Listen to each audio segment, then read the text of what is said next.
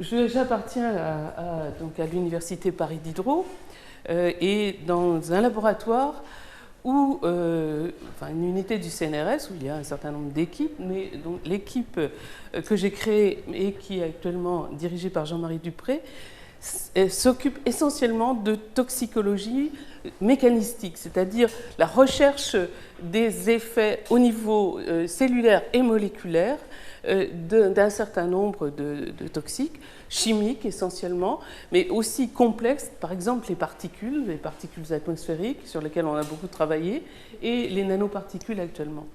Donc ça c'est le volet recherche. Alors, la toxicologie, eh bien en fait la toxicologie, elle a accumulé des connaissances dès l'Antiquité. Donc on a découvert dès l'Antiquité qu'il y avait des propriétés spécifiques qui pouvaient être adverses pour la santé, donc d'extraits. C'était là, on ne savait pas exactement ce que ça voulait dire, bien sûr, que des extraits qui pouvaient venir de plantes, mais aussi on s'était rendu compte qu'il y avait des animaux qui transportaient et qui pouvaient agir aussi au niveau de la santé. Par exemple, bien sûr, les serpents, mais pas seulement. Alors, tout cela, ça a été observé donc, dès l'Antiquité, et ça a été d'ailleurs transcrit dans des textes. L'un des premiers qu'on a pu mettre en évidence à travers les recherches archéologiques, c'est un papyrus égyptien, le papyrus d'Ebers, qui donc explique qu'il y a des effets adverses, donc des toxines qui proviennent des poisons qui proviennent de plantes ou d'animaux. Et cette liste est très importante et complète, puisqu'on va jusqu'à 700 de ces produits qui sont bien sûr, on n'a pas les produits chimiques tels que vous les connaissez, mais des séries de plantes, des séries d'animaux qui sont considérés comme toxiques. C'est parmi les premiers qu'on connaît aussi formalisés. Mais chez les Chinois, il y avait aussi, bien sûr, parallèlement, puisqu'il n'y avait pas de contact direct entre les Égyptiens et les Chinois a priori, vous voyez, 1750 ans avant Jésus-Christ, donc ça veut dire 3000 ans pour nous, eh bien, il y a un Chinois qui s'appelle Pen Sao, qu'on considère aussi comme le père de la médecine chinoise et qui fait aussi référence à des plantes médicinales qui sont des poisons, mais qui peuvent servir pour certaines aussi d'antidotes sur certains poisons. Donc là, une connaissance à partir de l'observation empirique en fait des plantes, des animaux et des effets sur l'homme, sur d'autres animaux, qui peuvent donc faire penser qu'il y a des effets toxiques d'un certain nombre de ces molécules. Alors, ensuite, toujours dans l'Antiquité, Hippocrate, vous savez que c'est lui qui a fondé aussi la médecine, enfin en tout cas au niveau de l'Europe, puisque les médecins prononcent toujours le serment d'Hippocrate quand ils deviennent médecins, quand ils passent leur doctorat de médecine. Et Hippocrate, on a gardé des traces, bien sûr, de ce qu'il enseignait, de ce qu'il avait découvert, à travers des textes. C'est très important, bien sûr, de pouvoir exploiter des textes anciens pour voir comment l'évolution des choses s'est ensuite faite. Alors, Hippocrate, lui, il a écrit un traité qui s'appelle R, O et Lieu, dont vous pouvez d'ailleurs trouver la traduction sur Internet, si ça vous intéresse, traduite donc du grec. Et en fait, dans ce traité, il définit les relations qui existent entre la santé et l'environnement.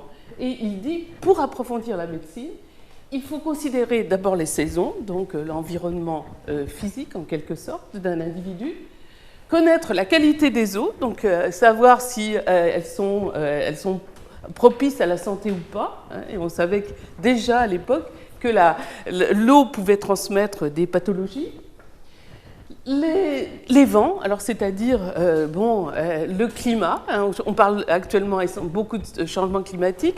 À l'époque, il avait déjà perçu que le climat jouait un rôle important sur la santé. Étudier les divers états du sol, donc la pollution des sols pouvait aussi introduire des effets donc sur la santé, et le genre de vie des habitants. Eh bien, cette définition, disons, ce texte d'Hippocrate a été repris dans la définition de la santé environnementale de l'Organisation mondiale de la santé, à peu près dans les mêmes termes. Donc là, une perception au cours de l'Antiquité, à partir d'observations, d'effets de l'environnement au sens large sur la santé et de l'existence dans cet environnement de poisons, mais aussi l'idée que certains extraits animaux, végétaux, pouvaient jouer un rôle bénéfique. Et là, donc déjà, la relation dose-effet, on commence à l'apercevoir.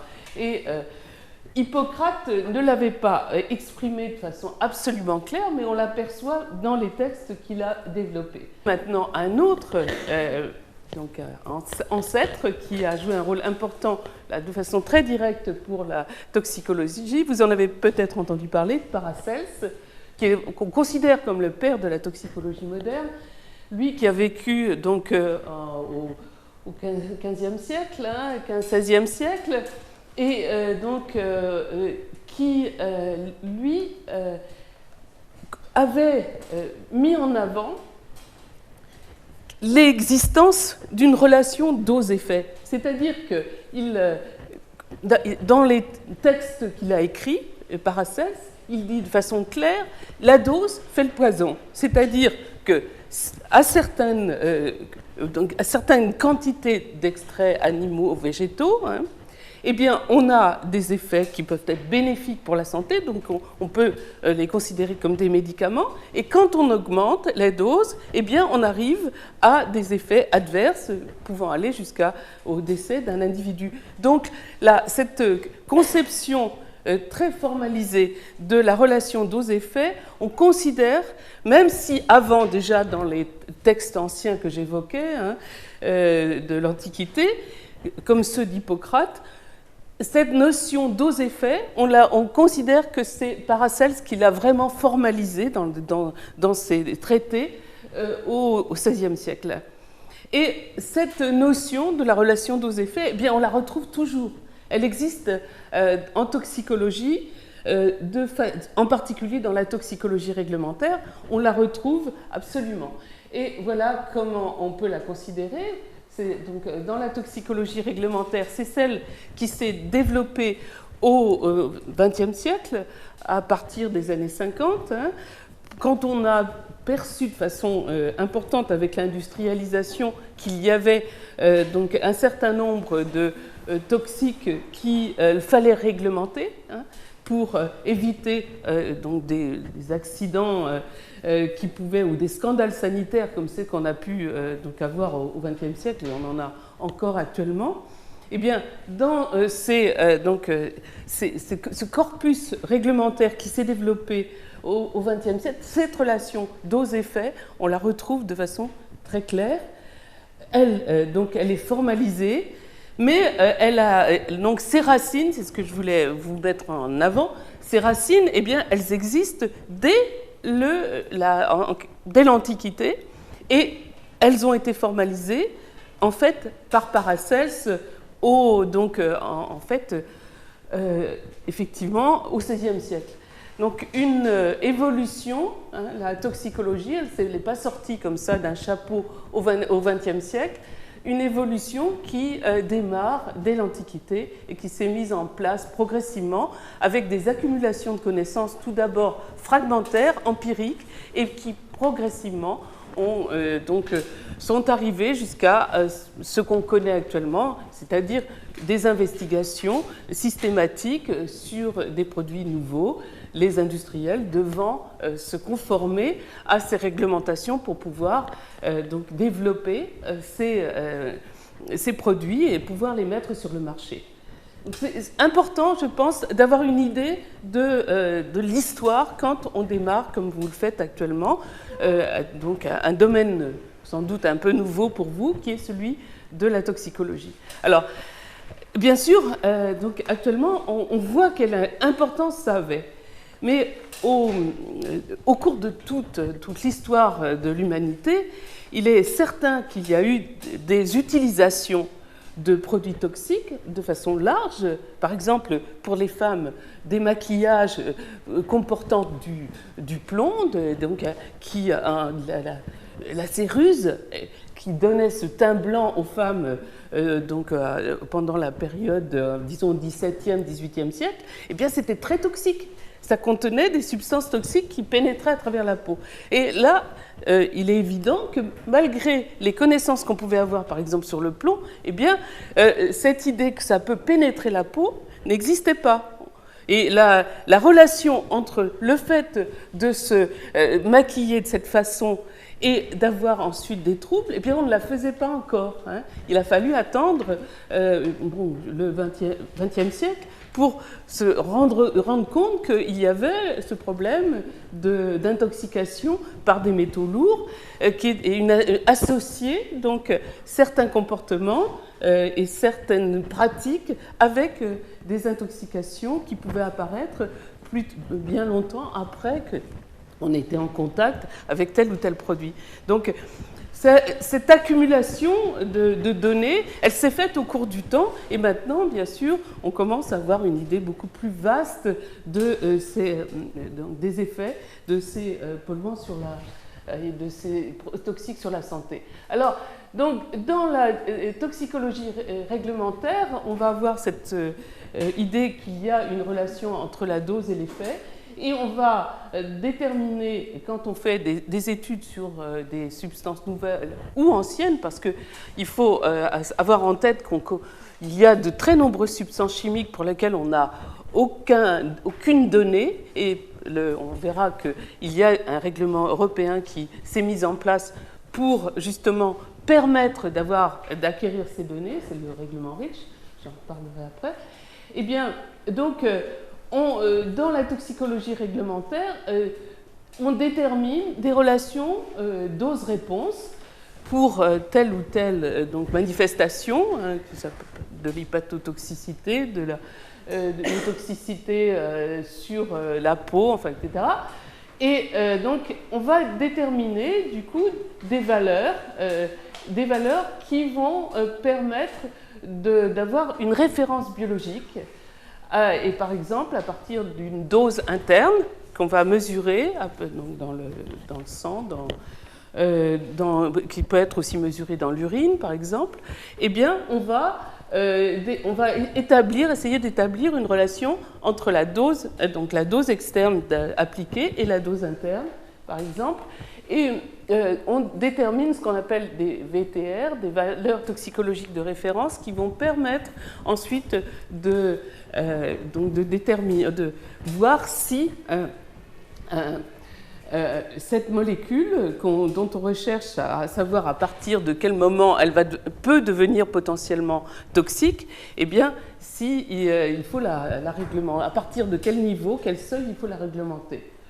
Et donc, on détermine également des valeurs biologiques à partir de cette relation dose interne et un effet biologique. On va déterminer des bioindicateurs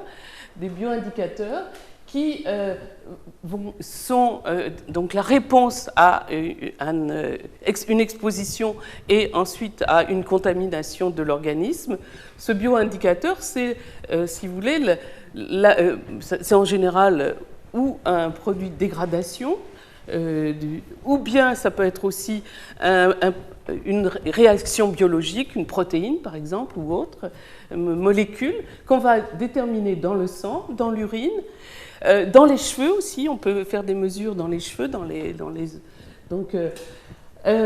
et qui permettra de mettre en relation également la dose externe, la dose interne du produit et la réponse biologique. Alors, il y a de nombreuses études de population actuellement qui se font, dont une actuellement en France qui s'appelle Esteban, qui cherche justement à mettre en relation donc c'est une exposition externe, la dose interne et des bioindicateurs qui permettront donc ensuite de voir dans quelle mesure une population a été contaminée par tel ou tel produit. Alors, donc, dans la toxicologie réglementaire, cette idée de la relation dose-effet, on va la retrouver de façon importante. Quelles sont les grandes voies de toxicité qu'on peut donc déterminer quand on fait des recherches comme sur qu'elles soient d'ailleurs dans des recherches de laboratoire ou donc des évaluations réglementaires? Quelles sont les grandes voies de toxicité qu'on peut mettre en évidence? Tout d'abord, il faut que vous connaissiez un terme qu'on utilise dans le domaine de la toxicologie donc, des produits chimiques. C'est le terme de xénobiotique. Donc, xénos, étranger, bios, la vie, le vivant. Hein. Et le xénobiotique, donc, ça va être en général un produit chimique parce qu'il y a d'autres agents qui peuvent provoquer des effets adverses, par exemple des ondes électromagnétiques, des radiations, et puis vous avez des agents microbiologiques aussi qui interviennent bien sûr. Le xénobiotique, on a tendance à le focaliser sur les produits chimiques. Et donc là, quand il pénètre dans l'organisme, il peut provoquer, donc en relation avec cette notion de dose-effet, il peut provoquer un certain nombre de perturbations. Tout d'abord, il peut perturber les régulations physiologiques. On vous parlera beaucoup des perturbateurs endocriniens. C'est un concept qui a émergé il y a une quinzaine d'années et dont vous allez certainement entendre pas mal parler. Donc, c'est un premier effet qu'il va falloir envisager à travers donc, les tests réglementaires dont on parlera. Et ensuite, il peut, donc cette perturbation des régulations physiologiques peuvent ensuite provoquer, après qu'il y ait une adaptation, s'il n'y a pas, bien sûr, une pathologie très grave qui s'est développée, pouvant aller jusqu'à la mort, ce qui, quand même, est très exceptionnel et ce qu'il faut, bien sûr, éviter complètement. Mais en général, surtout dans le domaine, donc le domaine de la toxicologie que vous étudiez, la toxicologie alimentaire, toxicologie environnementale, c'est surtout des effets sur de petites doses, donc des effets chroniques, des petites doses qui sont souvent donc inhalés ou bien absorbés par l'alimentation ou bien par la peau à travers les produits cosmétiques par exemple, eh bien des petites doses. Après cette perturbation, il peut y avoir, et c'est souvent le cas, des mécanismes d'adaptation. Et ce qu'on a pu constater avec les approches récentes de la toxicologie, c'est que eh bien, cette adaptation au stress pouvait sur le long terme, être à l'origine de pathologies. Et ce qui peut expliquer, par exemple, la survenue de maladies du métabolisme, comme le diabète, puisqu'on incrimine un certain nombre de maladies métaboliques à justement cette exposition sur le long terme à de petites doses de produits toxiques qui perturbent les fonctions physiologiques. Donc, adaptation pour pouvoir continuer à vivre, mais sur le long terme, possibilité de pathologie. Ça, c'est une notion qui est arrivée de façon plus récente, hein, donc cette possibilité que l'adaptation au stress provoque ensuite des effets toxiques. Et puis, il y a une autre possibilité, donc quand il y a cette contamination de l'organisme par des produits chimiques, c'est la persistance. Ça, c'est une notion qui est très importante dans le domaine que vous abordez, surtout en toxicologie alimentaire, mais dans le domaine de des polluants atmosphériques, on peut le considérer aussi. C'est que quand un produit pénètre dans l'organisme, il va être éliminé par des voies que vous allez étudier, c'est-à-dire qu'il va être transformé, éliminé en général sous forme transformée par l'urine. Et si l'élimination est rapide et complète, il peut poser un problème immédiat, mais par contre, il est éliminé, donc si cette élimination se fait correctement, ça s'arrêtera là. Le problème, ce sont les molécules qui vont être absorbées régulièrement et qui ne vont pas être complètement éliminées, voire pas éliminées du tout dans certains cas, qui vont s'accumuler dans l'organisme, souvent, c'est d'ailleurs l'accumulation se fait dans les graisses, mais pas seulement. Eh bien, cette accumulation, bien sûr, sur le long terme, ça peut aussi provoquer des perturbations. Alors, quand il s'agit des polluants atmosphériques, c'est des surcharges qui sont au niveau des poumons, souvent, mais on a vu aussi que ça peut passer les barrières, et en particulier la barrière alvéolo-capillaire, se retrouver dans le sang et s'accumuler dans certains organes pour les particules atmosphériques. Eh bien, dans le cas des toxiques alimentaires, on a montré aussi qu'il pouvait y avoir, à travers le passage de la barrière intestinale, une accumulation qui se fait progressivement au cours du temps. Et ces polluants persistants qu'on évalue actuellement, c'est un des éléments des dossiers réglementaires sur lesquels on travaille, ces polluants persistants posent un réel problème. C'est eux qui, sur le long terme aussi, peuvent être à l'origine de certaines pathologies. En particulier, la question de la relation cancer-environnement et donc cancer-alimentation se pose là avec cette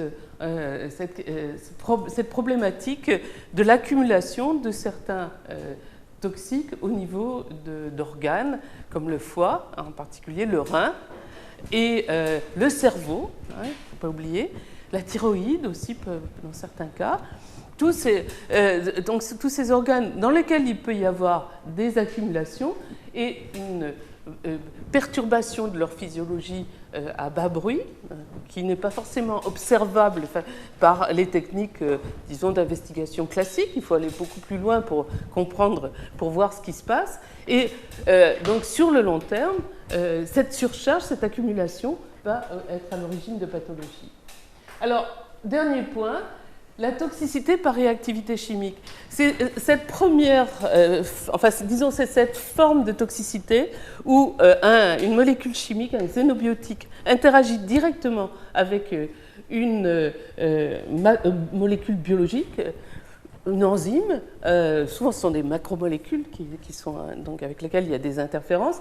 Enzymes, protéines, donc ça peut être aussi avec un acide nucléique, en particulier avec l'ADN, eh bien, donc, cette toxicité par réactivité chimique, c'est elle qui est souvent à l'origine d'effets immédiats, de toxicité aiguë, d'effets immédiats. Mais de la même façon, quand il s'agit d'une contamination à bas bruit pendant toute la vie, eh bien, donc, à terme, ça peut être aussi à l'origine de pathologies. Et cette recherche de la toxicité par réactivité chimique, c'est peut-être la première formalisation qu'on a faite dans le cadre réglementaire, où on a regardé les effets de toxicité aiguë, la détermination de doses létales, des doses létales 50 chez l'animal, des choses comme ça. Et donc recherche de toxicité, recherche à court terme aussi d'effets aigus sur des organes, et puis recherche aussi directement dans des tests abiotiques sur des interactions entre des macromolécules et la molécule chimique qu'on étudie et voir s'il y a et une réaction directe, une réaction chimique entre la molécule et la molécule chimique, le xénobiotique, et la macromolécule. Alors, bon, donc ça, très très brièvement présenté, donc c'est le corpus d'études qui s'est développé, et en particulier dans le domaine réglementaire, au cours des 50 dernières années, 50-60 dernières années.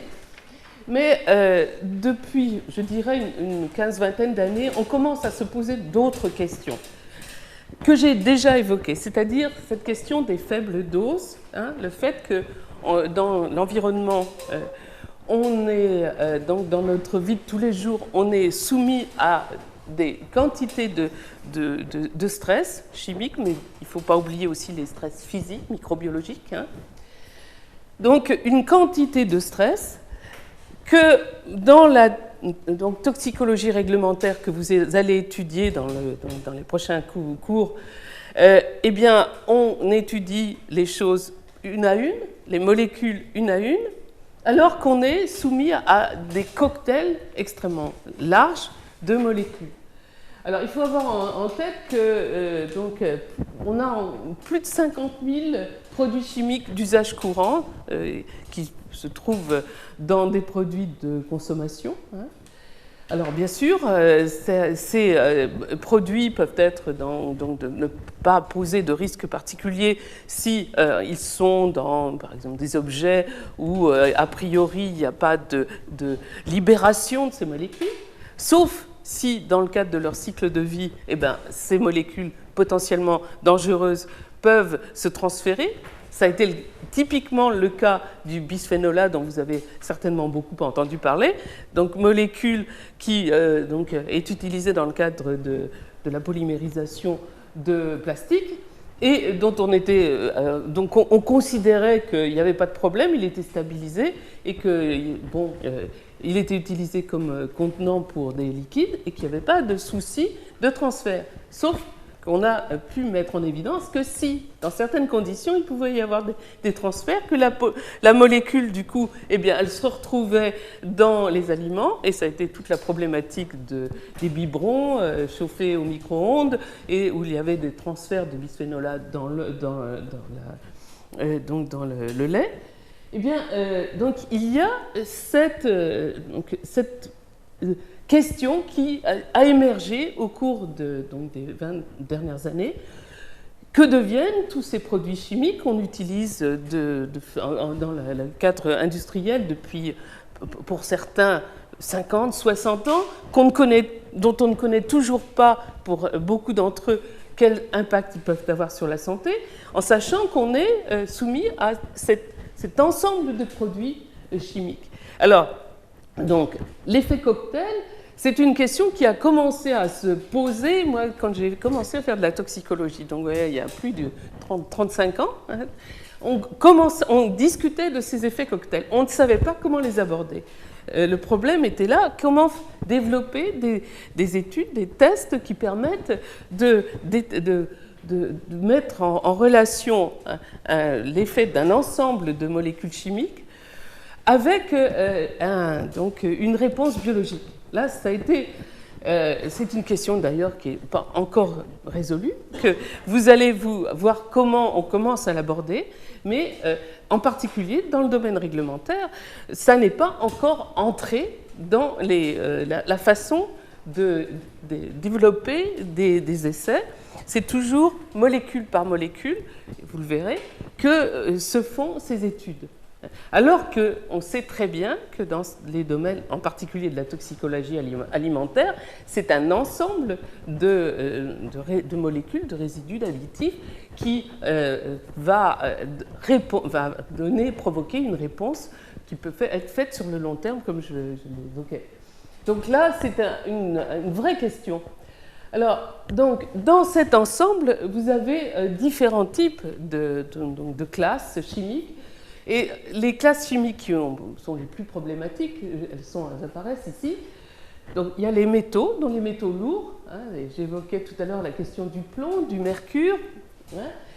il y a des métaux de transition, le fer, le cadmium, qui sont connus depuis longtemps, hein, pour certains depuis l'Antiquité. Hein. Donc, par exemple, pour le plomb et le mercure, on trouve dans les textes anciens des références à leur toxicité. Hein.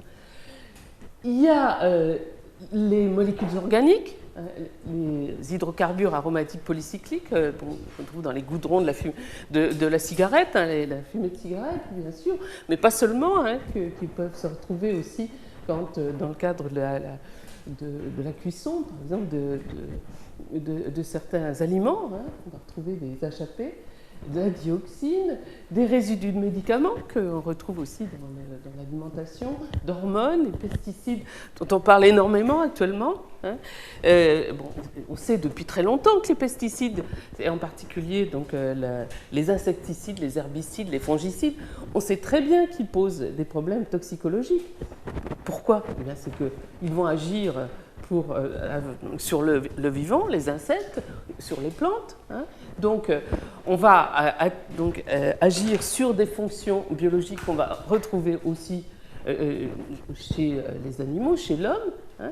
Et donc, là, bien sûr, la relation dose-effet, on va la prendre en considération. On va considérer qu'une dose appliquée à un insecte ou à une plante ne va pas avoir le même effet, surtout quand on va prendre des seuils et faire en sorte qu'il y ait de moins en moins de produits dans l'aliment final. Mais malgré tout, hein, la notion d'effet cocktail, la notion de faible dose s'étant introduite, vous voyez qu'actuellement, on se pose de plus en plus de questions sur ces pesticides et ces résidus de pesticides qu'on trouve dans les aliments, hein, et qu'on trouve aussi dans l'air, puisqu'il n'y a pas seulement les aliments qui peuvent être à l'origine d'une contamination par les pesticides. Donc, les pesticides, les produits ménagers contiennent des produits chimiques qui, pour certains, par exemple le formaldéhyde, hein, qu'on a mis donc dans des produits de nettoyage, hein, qu'on utilisait très largement dans les hôpitaux il n'y a pas encore longtemps. Hein. Alors bien sûr, ce n'est pas des doses très élevées qui sont mises dans ces produits ménagers, mais n'empêche, le formaldéhyde, ça se dégage dans l'atmosphère et on sait très bien que c'est toxique pour l'appareil respiratoire.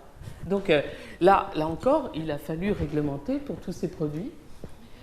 Il y a aussi les toxines, dont les mycotoxines, hein, dont vous entendrez beaucoup parler, parce que ce sont des contaminants alimentaires, les phycotoxines également. Et puis, il y a aussi les particules. Alors, les particules atmosphériques, l'amiante, les nanoparticules maintenant.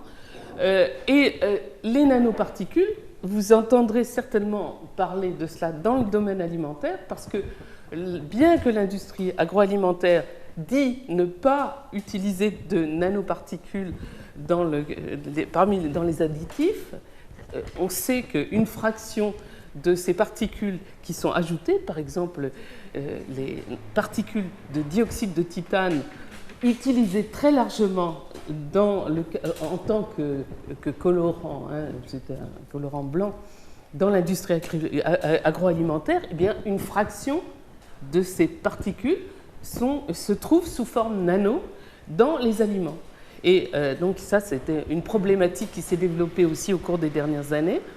Il faut étudier les effets de ces nanoparticules, comment elles franchissent les barrières biologiques, en particulier la barrière intestinale. Est-ce qu'elles sont capables de s'accumuler ?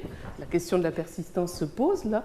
Donc vous voyez, tout cet ensemble qui est là, en fait l'environnement dans lequel on se trouve, environnement donc atmosphérique, ce qu'on respire, ce qu'on se met sur la peau, ce qu'on absorbe, tout cela va constituer tout ce cocktail de molécules de xénobiotiques auxquelles on est exposé.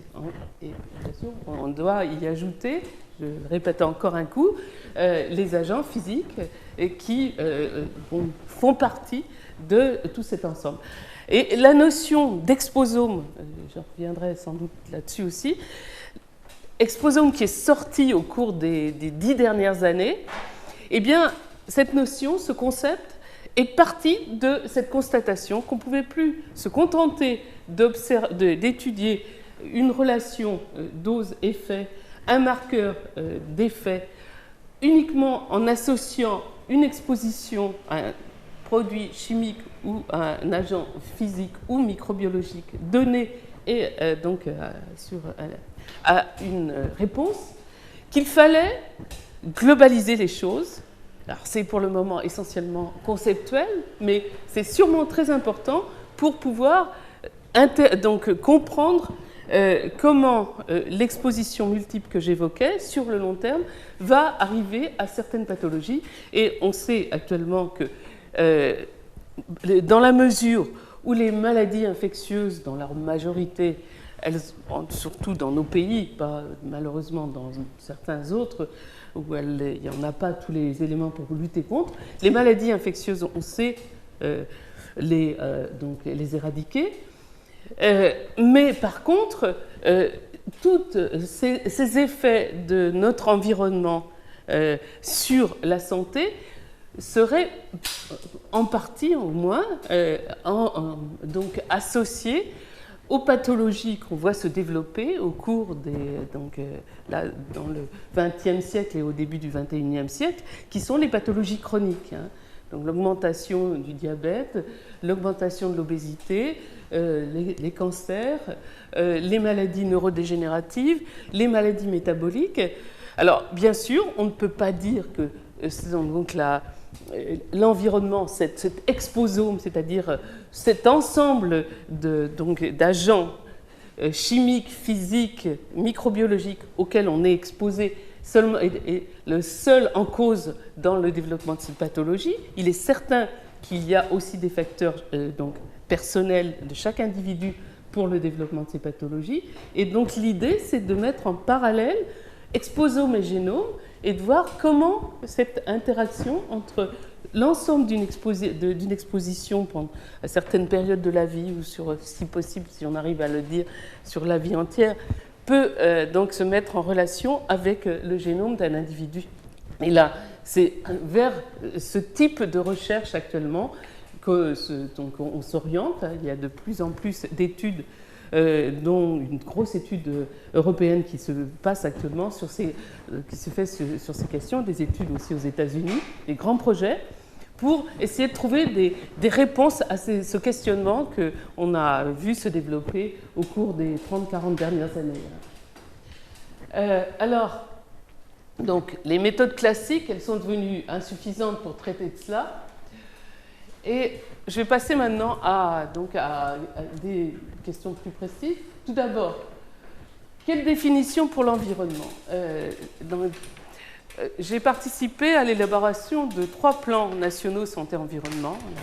Les plans nationaux, ils servent à donner des feuilles de route, si vous voulez, aux administrations centrales et régionales. Donc ça se décline sous forme de plans régionaux, pour donc essayer de faire en sorte qu'il y ait une exposition plus faible des populations à tous ces agents que je viens d'évoquer. Il y a aussi des plans santé-travail qui visent à la même chose. Il y a des plans aussi qui concernent plus spécifiquement l'alimentation. Et donc, pour définir ce que c'est que l'environnement, il a fallu, c'est important parce qu'il peut y avoir des conceptions différentes. Alors, il y a une définition qui est très large, celle que j'ai d'ailleurs, qui est celle de l'OMS que j'évoquais tout à l'heure, reprise d'Hippocrate en quelque sorte. L'environnement, c'est tout ce qui n'est pas génétique et ça inclut l'alimentation, le tabagisme, en fait, les comportements d'un individu, donc conscient d'un individu, le tabagisme, l'alcoolisme, etc. Et donc il y a une définition qui est plus restrictive, qui est celle qui a été utilisée en France pour les plans nationaux. Donc, qui est essentiellement, l'environnement, c'est essentiellement ce qui est subi. c'est-à-dire donc cette pollution qui est très, très large, mais à faible bruit, qui vient aussi bien de l'air, de l'eau, de l'alimentation, des sols. Et ça, bon, ça inclut le tabagisme passif, les contaminations alimentaires, mais ça n'inclut pas justement tout ce qui donc est un comportement actif de l'individu. Et c'est à partir de là que des actions ont été définies, mais vous voyez qu'il y a là des controverses.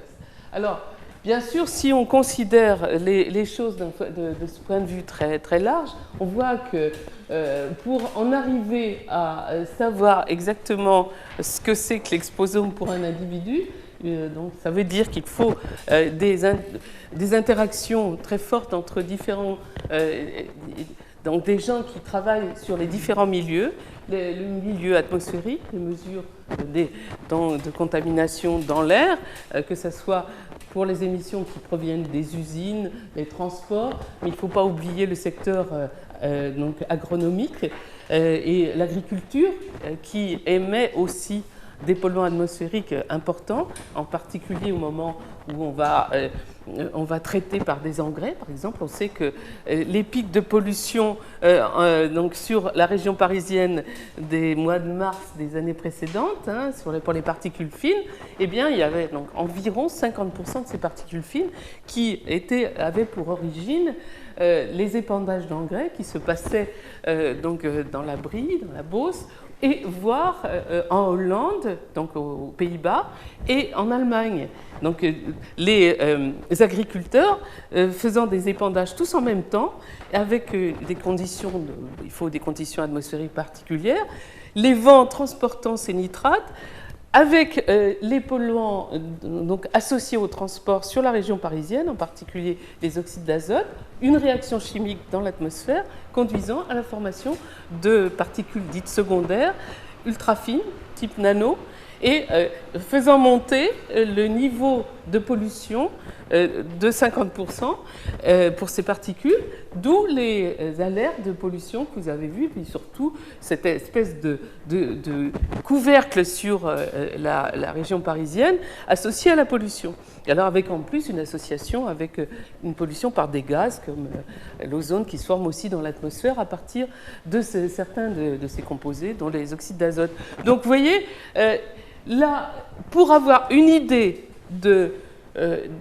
ne serait-ce que de la pollution atmosphérique, il faut donc avoir des réseaux de mesures qui permettent de déterminer de façon donc journalière, pour ces réseaux de mesure, d'ailleurs ça peut être donc, heure par heure pour certains polluants, il y a toute une réglementation qui porte là-dessus.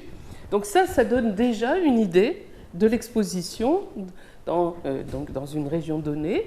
Ça peut aller même jusqu'à une exposition dans un quartier donné, parce qu'on arrive à des niveaux très fins.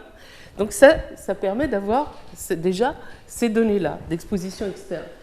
Alors, pour l'alimentation, il y a tout ce qui se passe à travers le transfert dans le sol, le transfert dans l'eau. On sait depuis maintenant pas loin de 50 ans qu'il y a des possibilités de bioaccumulation dans la chaîne alimentaire pour certains toxiques.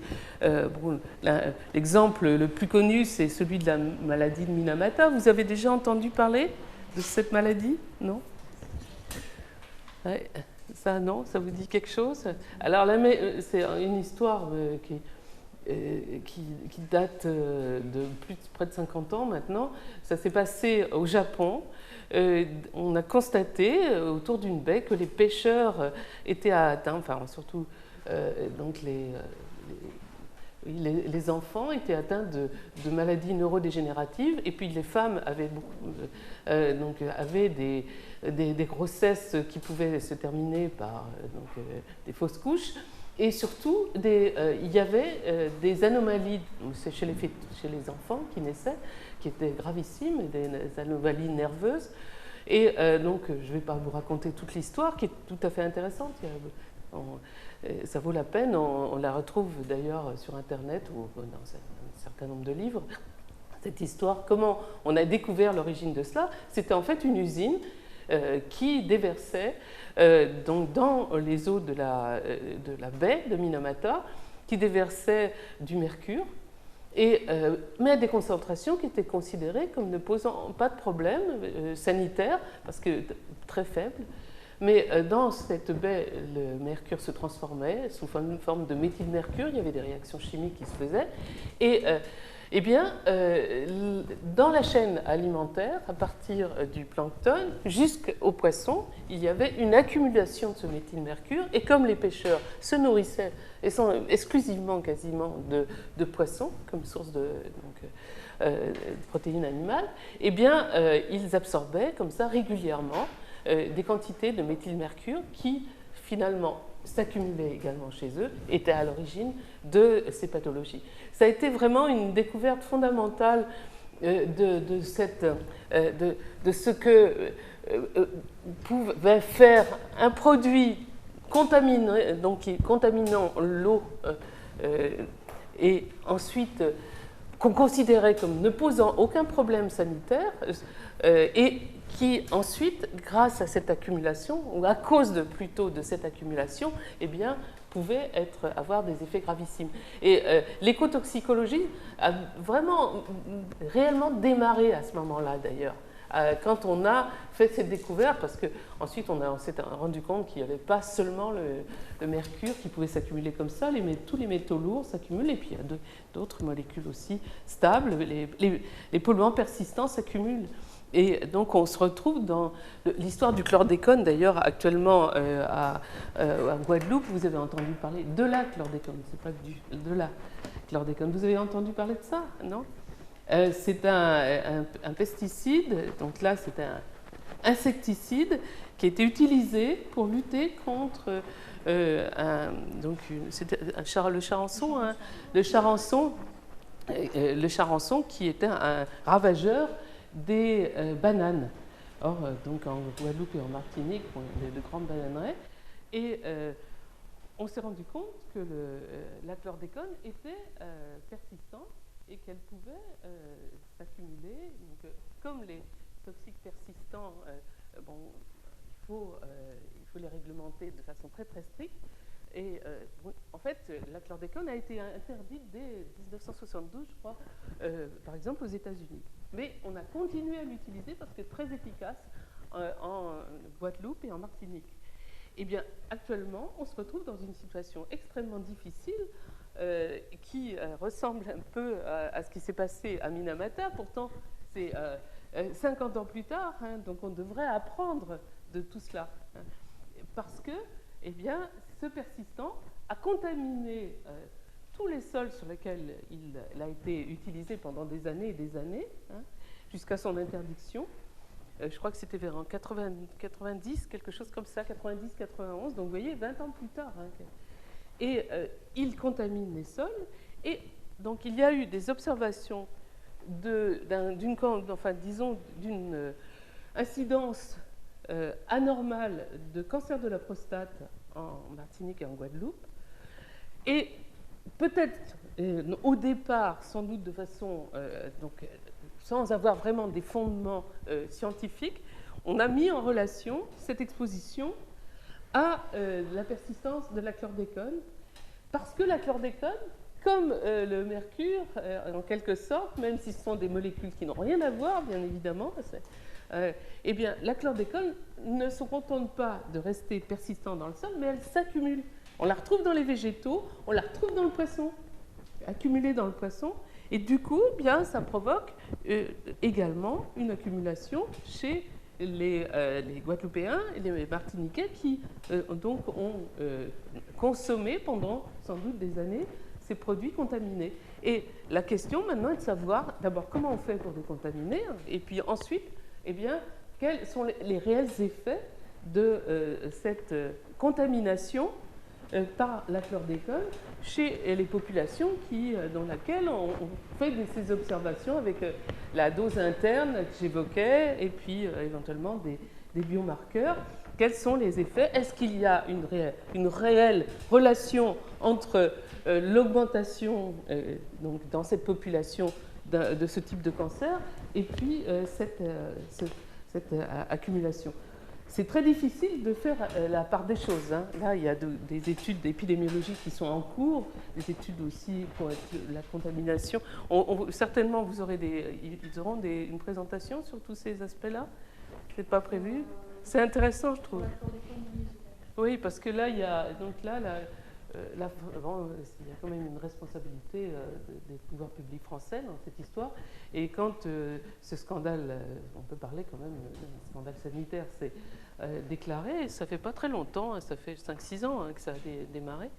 Et bien, donc, on a lancé des études épidémiologiques, des études de contamination des sols, des poissons, des végétaux, voilà. Savoir quelles sont les zones qui sont contaminées, celles qui ne le sont pas. Donc il y a tout. On est au 2e plan chlordécone. Là, à chaque fois, il y a des plans quand on se lance, quand on voit apparaître des histoires de genre. On traduit ça sous forme d'une feuille de route qu'on appelle plan pour que les pouvoirs publics mettent de l'argent d'abord pour faire des études et puis ensuite trouver des solutions. C'est pas seulement, il ne faut pas seulement faire des études, bien évidemment. Hein, il faut ensuite voir comment on peut faire pour éviter que les populations soient contaminées par ces produits. Voilà. Oui, je pense que ça serait intéressant là, oui, qu'il y a quelque chose là-dessus, hein, parce que franchement, là, c'est quand même un cas d'école intéressant, je trouvais, récent. Plus sur l'aspect gestion, en fait. Oui, parce qu'ensuite, oui, bah, la façon dont les choses ont été découvertes, c'est intéressant de voir aussi comment on a fait. Parce que c'est vrai que c'est parti aussi des ONG hein, qui sont intervenues de façon assez importante. Elle joue un rôle tout à fait d'aiguillon, de lanceur d'alerte, comme on dit maintenant, quand même assez efficace. Bon, alors bon, les agents physiques, bon, la radiation. Cette question donc, je ne sais pas, il y aura des choses sur les agents physiques dans les cours qui sont prévus? Non, pas grand-chose, là, j'imagine, non? Pas grand-chose. Oui. Là, bon, il faut. C'est pas le. Vous êtes quand même assez orienté vers la toxicologie alimentaire, je pense. Hein.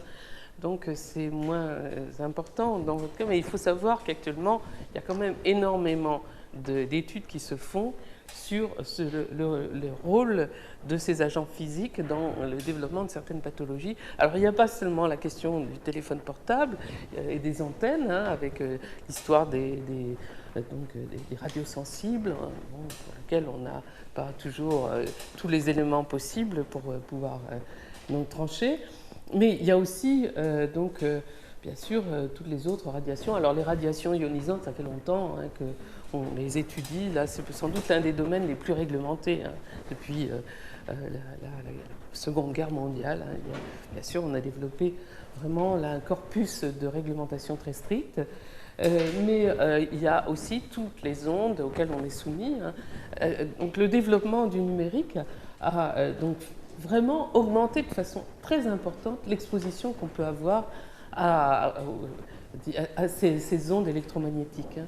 Et donc en fonction de leur capacité de pénétrance, tout cela, il y a des effets biologiques qui peuvent être mis en évidence. Hein. Voilà, je ne vais pas aller plus loin là-dessus, mais c'est quand même aussi une problématique qui est importante. Alors, autre point qu'il faut avoir en tête quand on traite de ces questions-là, c'est qu'il y a des inégalités d'exposition qui sont extrêmement importantes. Donc, au niveau mondial, c'est la question de la pollution atmosphérique. Ici, là, pour les particules atmosphériques, simplement un exemple pour que vous vous rendiez compte qu'il peut y avoir vraiment des différences extrêmement fortes.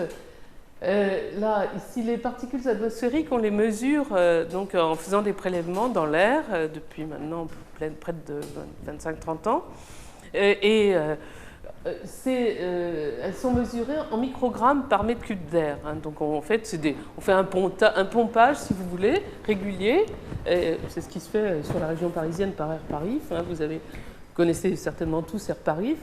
Il y a l'équivalent dans au moins une cinquantaine de régions françaises. Hein. Donc, d'Air Paris, on les appelle les ASQA, les organismes de mesure de la qualité de l'air. On a un très très bon réseau de mesure de la qualité de l'air en France. Mais c'est aussi au niveau européen, donc il y a on peut savoir les évolutions, faire de la métrologie beaucoup plus globale, justement à partir de cette très grande quantité de données qu'on a. Alors on le mesure en microgrammes par mètre cube d'air, et là, donc plus c'est rouge, plus disons, les concentrations sont fortes.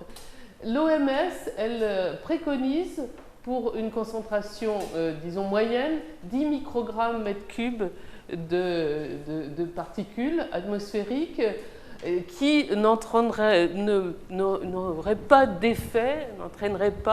d'effet très important sur la santé. Hein. Donc, c'est un seuil.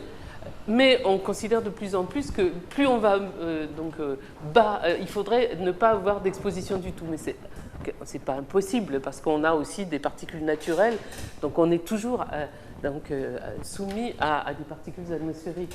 Mais enfin voilà, ça c'est le seuil de l'OMS. Ben, vous voyez que ça peut aller jusqu'à des concentrations beaucoup plus élevées. D'ailleurs, en Chine, on arrive sur certaines villes jusqu'à 200 microgrammes mètre cube de particules quand il y a des épisodes de pollution où on voit tous les...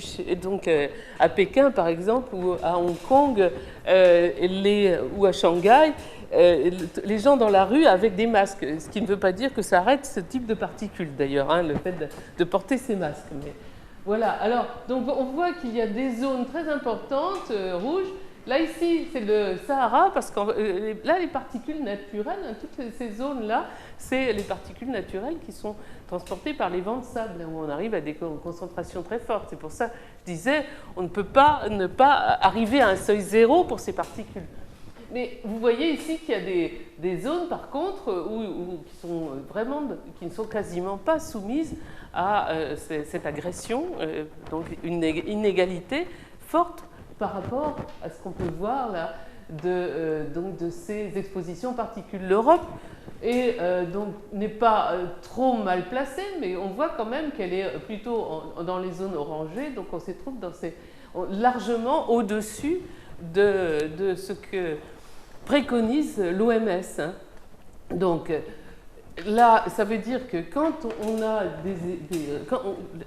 a des inégalités au niveau mondial pour certaines expositions, mais on a aussi des inégalités au niveau national, des régions qui sont plus exposées que d'autres à certains polluants. On a des inégalités au niveau d'une ville.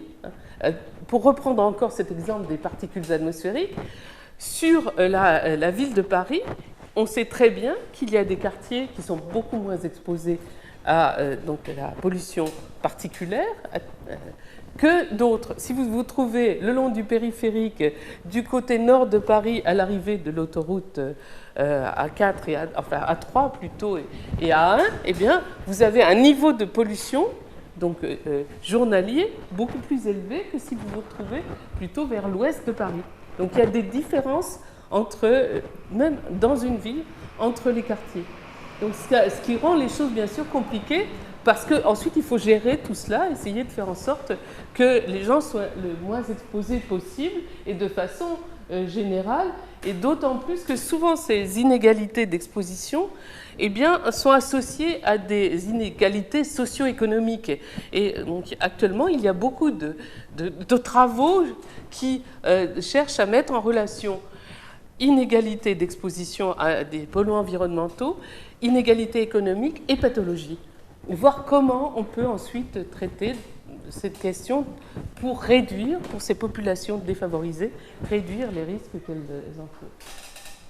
Alors, et on a aussi beaucoup de données maintenant qui permettent de mettre en relation ces expositions et expositions multiples avec des pathologies.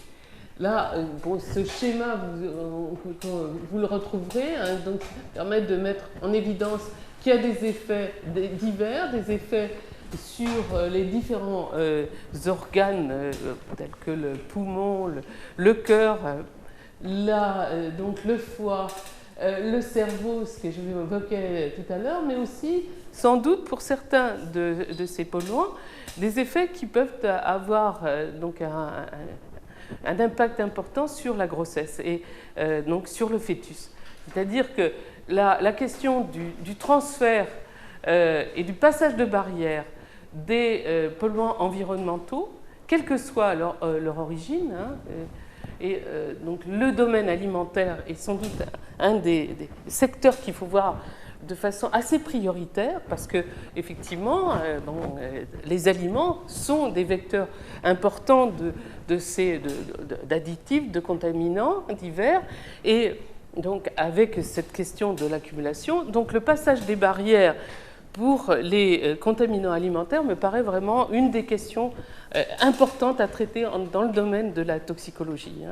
Passage de la barrière intestinale, ensuite accumulation dans les organes, l'élimination. Est-ce que la barrière, placentaire est également est efficace ou pas? Alors, elle est souvent efficace, mais pas toujours. Hein. Il faut penser à ça. Alors, donc, ça s'est développé beaucoup, cette idée qu'il y a des moments de la vie qui sont plus importants que d'autres à étudier dans le domaine de la toxicologie. C'est évoqué ici. Hein, dans le concept d'exposome, non seulement la multiplicité des expositions est prise en compte, mais aussi les fenêtres d'exposition particulières qui peuvent être à l'origine ensuite d'effets adverses. Et une des fenêtres les plus importantes, c'est celle qui se passe pendant la grossesse, hein, et certaines périodes d'ailleurs du développement du fœtus. C'est pour ça que j'évoquais l'importance de comprendre pour les produits de consommation courante, leur capacité à pénétrer, à s'accumuler, mais aussi à passer cette barrière placentaire. Parce que, par exemple, dans le cadre des perturbateurs endocriniens, on a bien vu qu'il y avait des périodes spécifiques de fragilité du fœtus et de perturbation de son développement, qui peut d'ailleurs ne pas se manifester immédiatement, mais qui vont ensuite apparaître parfois à l'âge adulte et voir passer des générations. Hein. Donc, ces questions ont vraiment commencé à émerger il y a une vingtaine d'années, mais sont devenues prioritaires actuellement dans le domaine de la toxicologie. Et vous aurez à les évaluer certainement, et donc, dans le cadre de ce que vous allez étudier. Alors, autre notion, autre concept important, et je vais peut-être arrêter bientôt pour qu'on puisse discuter. Autre concept important, c'est le fait que on a pu mettre en avant qu'il y avait besoin d'interactions fortes entre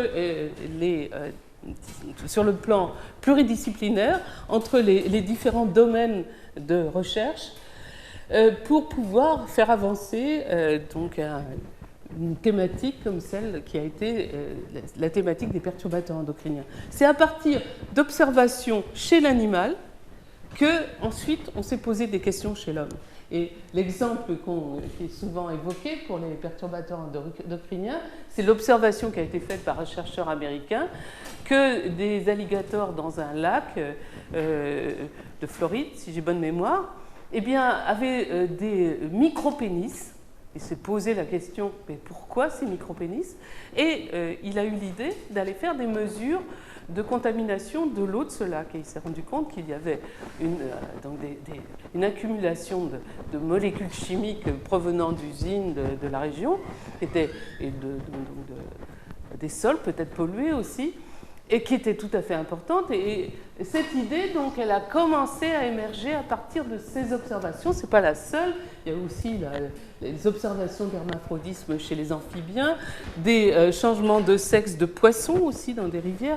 Donc là, c'est l'observation d'écologues sur le terrain qui a fait émerger l'idée que des polluants de l'environnement qu'on n'avait pas considéré comme posant problème, et l'histoire du bisphénol A, je reviens là-dessus, est bien caractéristique de ça, parce qu'on avait retrouvé aussi, on a retrouvé ça ensuite sur des études de laboratoire, hein.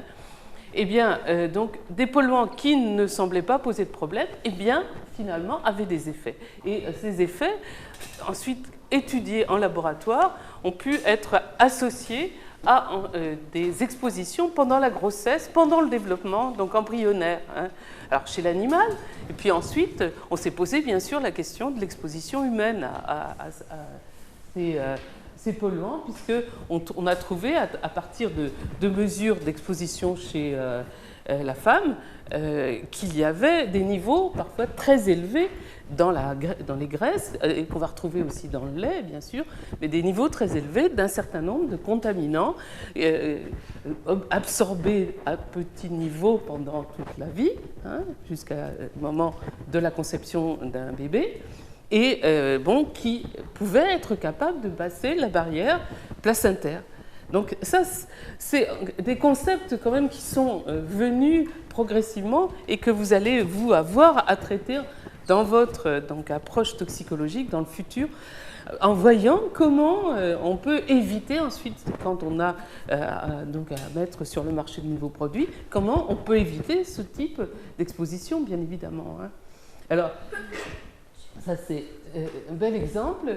Là, bon, cette question de la vulnérabilité. Je vous conseille d'ailleurs pour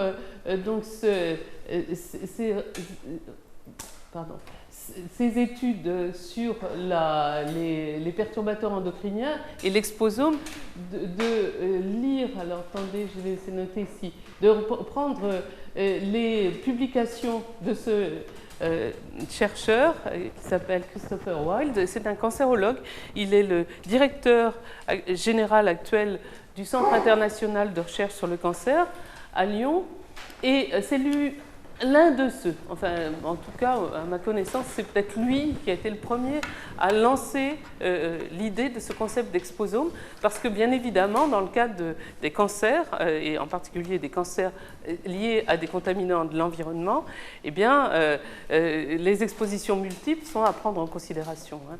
Donc vous pouvez, là c'est une des publications qu'il a faite plus récemment, mais la première, donc, je ne sais plus quand elle date, elle est plus ancienne, de 2007-2008, quelque chose comme ça, si j'ai bonne mémoire. Mais il n'est pas le seul à avoir développé ce concept, comme je le disais.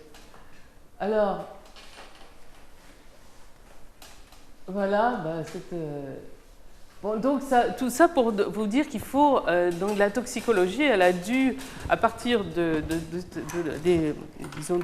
tests réglementaires qui constituent actuellement les obligations des industriels quand ils mettent sur le marché des nouveaux produits, hein, qui sont directement sortis des observations et des connaissances qu'on avait il y a une cinquantaine d'années sur la relation dose-effet, hein. Eh bien, si on considère tous ces développements conceptuels, les effets cocktails, les effets sur le long terme, la question de la persistance, de l'accumulation, des effets différés aussi dans le temps, voire multigénérationnels, eh bien, il faut d'autres outils que ceux qu'on a pour pouvoir mettre en évidence tout cela.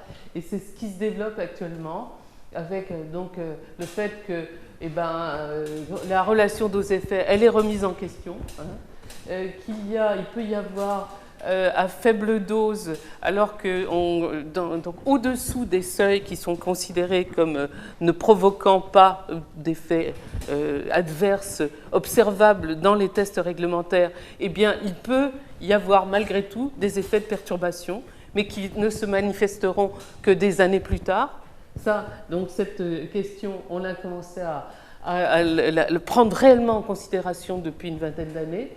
Et en particulier aux États-Unis, il y a, à partir d'un rapport qui a été fait à la demande de l'Académie des sciences américaines, il y a un programme, le programme TOX 21, qui cherche à faire, à partir de recherches de laboratoire, hein, bien sûr, qui cherche à donner des outils pour toutes ces évaluations sur ces effets, donc à faible dose, cocktail, à des périodes déterminées et sur le long terme. Là, en particulier en utilisant toutes donc les nouvelles technologies, les omics, comme vous le verrez. Et puis, chercher, puisqu'on est soumis à une très très grande quantité de produits, comme je l'évoquais, eh bien, chercher des voies de signalisation pouvant être perturbées, parce qu'on se rend compte que si on est soumis à ces dizaines de milliers de produits, potentiellement, eh bien, la réponse biologique, elle se fait uniquement à partir d'une trentaine de voies différentes, et que si on arrive à déterminer de façon précise la réponse donc sur des mélanges, par exemple, voire sur un produit donné nouveau, la réponse sur ces différentes voies, on pourra sans doute mieux évaluer la toxicité qu'avec les techniques classiques. Et il y a aussi tout ce qui concerne les approches à partir de toutes les données qu'on a accumulées, parce qu'il y en a beaucoup, les approches in silico, c'est-à-dire avec des méthodes informatiques pour mimer le devenir de ces produits dans l'organisme, leur potentielle accumulation et ensuite leur élimination. C'est ce qu'on appelle la toxicocinétique, la toxicodynamique. Et donc, pour toutes ces approches, à la différence de ce qui était demandé dans le cadre, et ce qui est toujours demandé dans le cadre réglementaire, où donc on fait des observations essentiellement, où on détermine des relations dose-effet, là, on va chercher à comprendre des mécanismes d'action. Et c'est à partir de ces mécanismes d'action, au niveau des cellules, au niveau des tissus, des organes, de l'organisme entier, qu'on va pouvoir donner une approche plus complète de l'effet de molécules ou de mélange de molécules. Voilà. Alors,